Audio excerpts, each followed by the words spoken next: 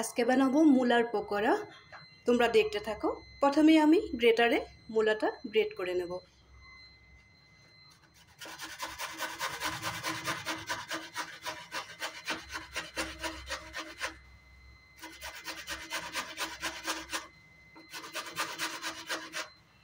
এখানে আমি 3টার মতো মূলা নিয়েছি। মূলাটা আমি গ্রেট করে নিই, তোমরা অপেক্ষা করো।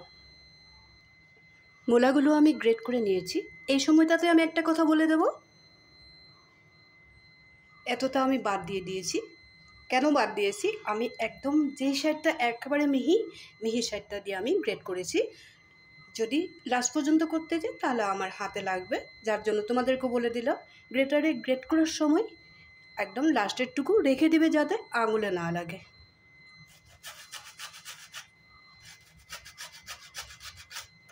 বাস হয়ে গেল।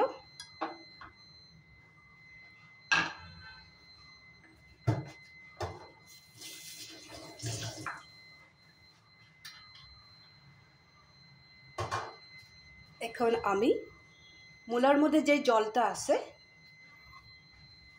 এই জলটা থাকুক, এটা আমি চিপে বের করব না। এখানে আমি দিয়ে দেব একটু হলদি পাউডার, সামান্য পরিমাণে জিরা পাউডার,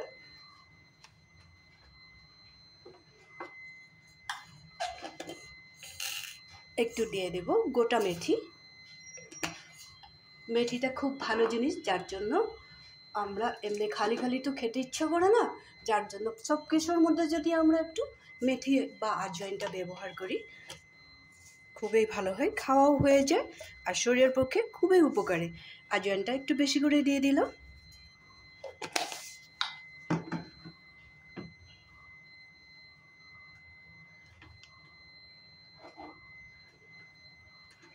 এই যে কালো জিরাটা আমরা ব্যবহার করি, এটা কেন ব্যবহার করি জানো? চুলের পক্ষে খুব বেশি ভালো। এটা দিয়ে দিলাম এখানে।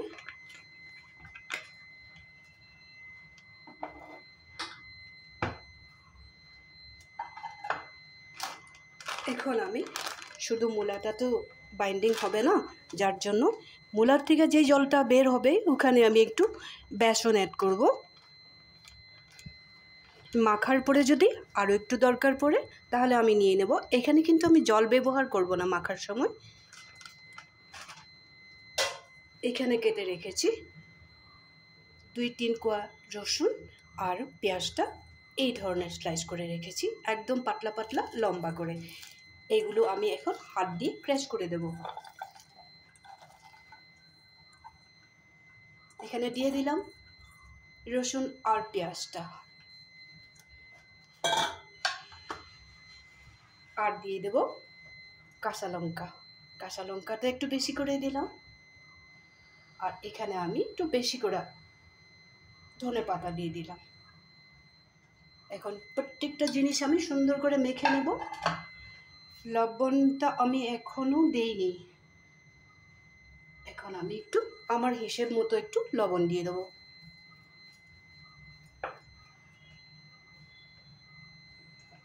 এখানে আর একটা দরকারি জিনিস দেওয়ার বাকি আছে, এখানে দিয়ে দিব আমি একটু গোলমরিচের গুঁড়া।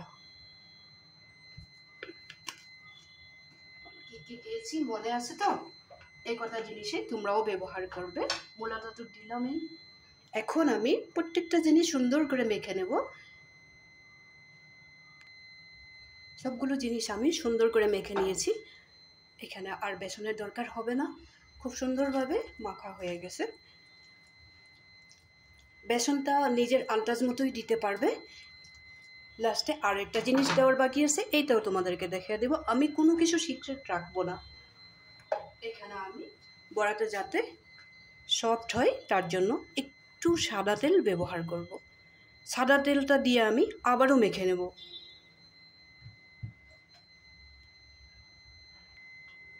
সবগুলো জিনিস আমার মাখা হয়ে গেছে। এখানে আমি একটা ননস্টিকের প্যান বসিয়ে দেবো। ননস্টিকের প্যানটা বসালে তেলটা একটু কম লাগে, আর তেলটা বেশি খাওয়াতেও ভালো হয় না, যার জন্য আমি এই ননস্টিকের প্যানটাই বসিয়ে দিলাম। তোমরা চাইলে কড়াইতেও করতে পারো, কিন্তু মনে রাখবে তেলটা একটু কম দিবে, কম দিলেই ভালো হয়।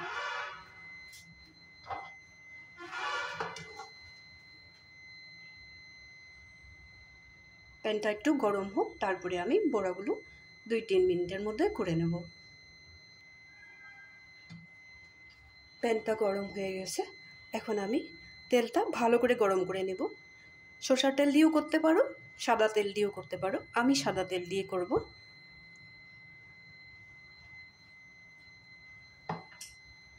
আমি যেহেতুকে মূলার বড়া করব, এই জন্য আমি মূলা দিয়েছি।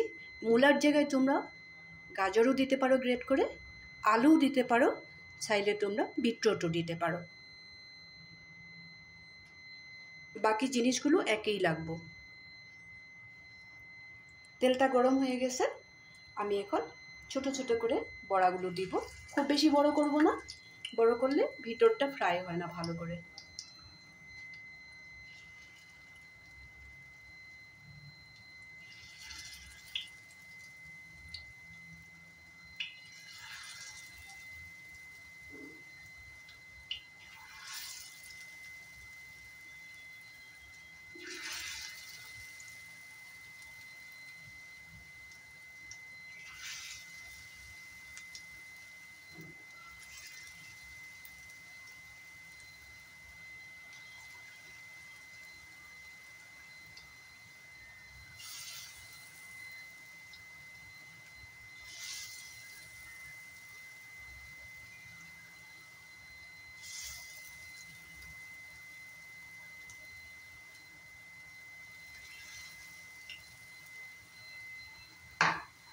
তেলটা পুরো গরম হয়েছিল, যার জন্য আমি এখন গ্যাসের ফ্লেমটা কমিয়ে দিয়ে বড়াগুলো লাল লাল করে ভেজে নেব।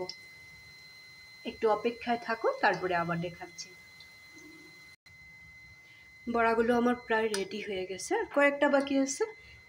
বড়াগুলো আমি খুব কম সময়ের মধ্যে রেডি করে নিলাম, আর খেতে খুব স্বাদ হয়। তোমরাও এইভাবে একদিন বানিয়ে, আর যদি সন্ধ্যাবেলা কোনো কিছু খেতে ইচ্ছা করে না, বাড়িতে যদি মূলা না থাকে, তাহলে গাজর বা যদি বিটরুট থাকে, বাচ্চারাও কখনো গাজর আর বিটরুটটা খেতে চায় না, তাহলে এইভাবে যদি একটু বেসন এড করবে, আর আমি যেভাবে পেঁয়াজ, ধনেপাতা, কাঁচা লঙ্কা, একটু রসুন কুচি করে দেবে, তাহলে দেখবে সবাই খাবে, কেউ বুঝতেই পারবে না তা মূলা দিয়ে করেছো কি গাজর দিয়ে করেছো না বিটরুট দিয়ে করেছো। এখানে চাইলে তোমরা আরেকটা জিনিস দিয়ে করতে পারো, ক্যাপসিকামটা সবসময় পাওয়া যায়, আমাদের এখানে মূলাটা সবসময় পাওয়া যায় বলেই আমি আজকে মূলা দিয়ে করলাম। তোমরা এই কটা জিনিস দিয়ে করতে পারো।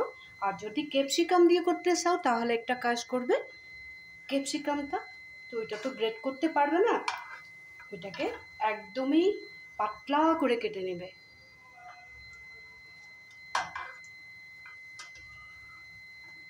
কখনো এরকম হয় না সন্ধ্যার সময়, তো একটু যদি লবণ জাতীয় কোনো কিছু একটা হলো চায়ের সাথে, খেতে ইচ্ছা করে এইভাবে না, তাহলে এইভাবে একদিন করে খেয়ে দেখো, তারপরে আমাকে বলবে। তার আগে বলতে লাগবে না, আগে খেয়ে দেখবে তারপরে বলবে। আর যদি তোমাদের ভালো লাগে, লাইক শেয়ার করবে, আমার সাথে থাকবে সব সময়। তোমরা ভালো থাকবে, সুস্থ থাকবে, আমাকেও ভালো রাখবে, আমাকে হেল্প করবে। কমেন্ট করতে ভুলবে না। প্রথমে বানিয়ে খেয়ে দেখবে, খুব বেশি টেস্টি হয়। এখন এখানে আমি স্লাইস করে পেঁয়াজগুলো দিয়ে দেবো, দেখতেও ভালো লাগবে, খেতেও ভালো লাগবে। পেঁয়াজগুলো স্লাইস করে রেখেছিলাম, এখন শুধু খাওয়ার পালা। তাহলে আজকের জন্য রাখি, ভালো থাকবে, সুস্থ থাকবে। আবারও বলে দিয়েছি, কমেন্ট করবে আমাকে।